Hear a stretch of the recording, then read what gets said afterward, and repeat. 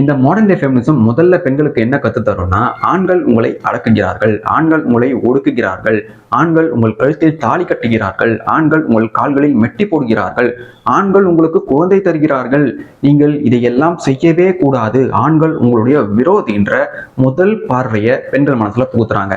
இதுக்கப்புறம் இதை உள்வாங்கின பெண்கள் எல்லாருமே அவங்களுடைய இயல்பு நிலையை மறந்து நம்மளை அப்படியே முழுக்க முழுக்க எதிரி மாதிரி பார்க்க ஆரம்பிச்சிடறாங்க. நான் சாதாரண பொம்பளை இல்ல, நீலாம்பரி.